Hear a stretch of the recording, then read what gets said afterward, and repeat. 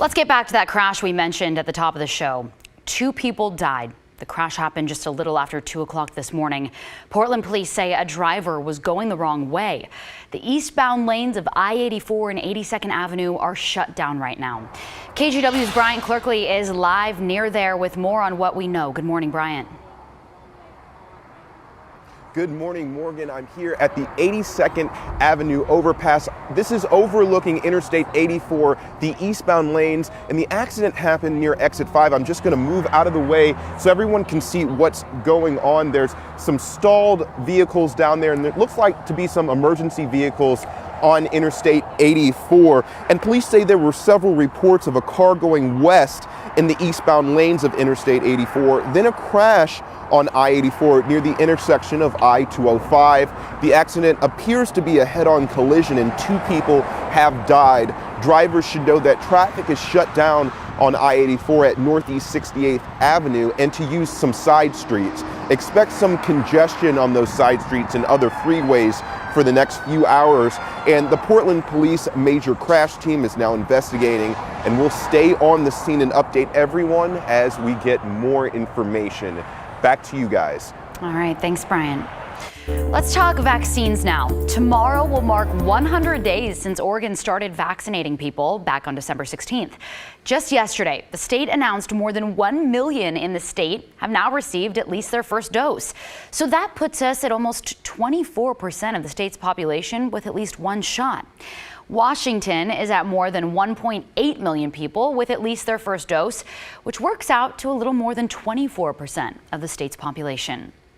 And a new study shows more promising news about COVID vaccines.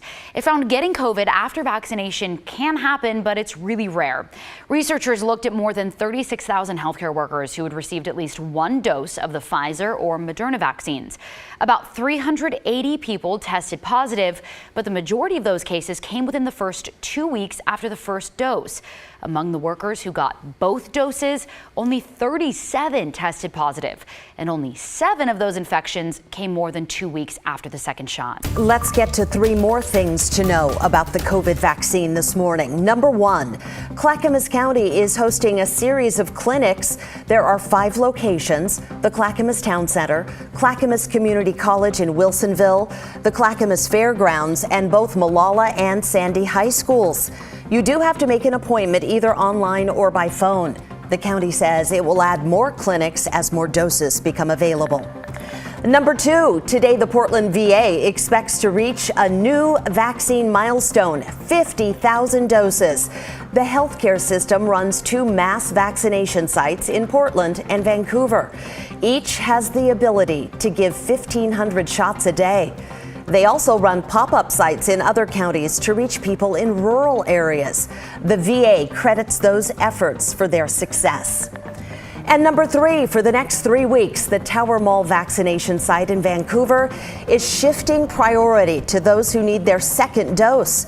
The site opened 3 weeks ago on March 5th, which means it's time for the first round of patients to get their second shot.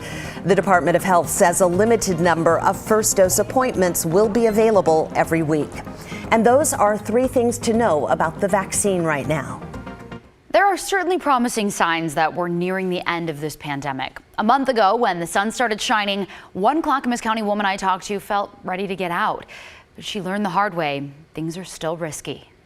You know, everybody is so eager to get out and, return to their normal lifestyles. After a year of pretty strict lockdown, Donna Parzik and her husband decided, let's take advantage of this. My husband and I, being huge entertainment, love supporting our area, favorite restaurants, etc.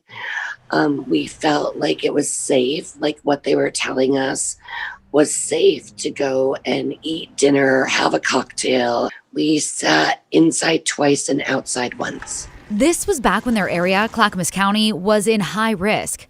Restrictions were tighter and fewer people could eat at restaurants.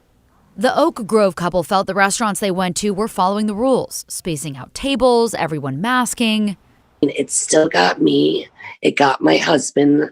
Fortunately for him, he had very mild effects, but I was not lucky enough. Donna tested positive for COVID. The breathing was extremely hard to do. She even went to the ER. It was very frightening. Several days in, she can breathe better, but still feels really anxious. I can't say for sure where I got it. While Donna can't be 100% sure she got the coronavirus at a restaurant, she wants her story to serve as a serious reality check.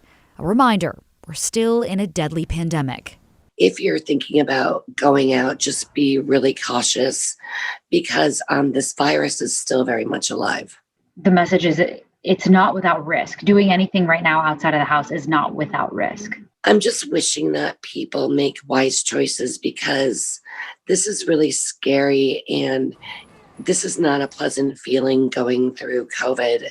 It's actually has taken a toll, like emotionally and physically on me. I just don't wish it on anybody else. Donna says she doesn't share her story to discourage people from supporting local businesses. Rather, she wants to encourage people to do takeout and curbside pickup, as well as tip big. But I really do want to let people know that community trust is very important to me. You hear me talk about it a lot. Portland Police Chief Chuck Lavelle addresses concerns about the police union president resigning. You may remember PPA President Brian Hunziker stepped down just last week. The association said he made a serious mistake related to the false hit-and-run accusations against City Commissioner Joanne Hardesty.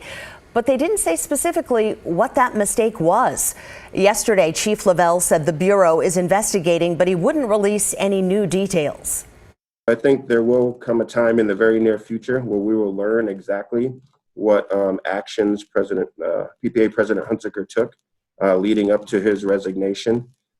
So I feel like we'll know that in due time, but it has to be part of the process. The report that falsely accused Hardesty was leaked before police officially cleared her. They ended up saying she was not a suspect in that crash.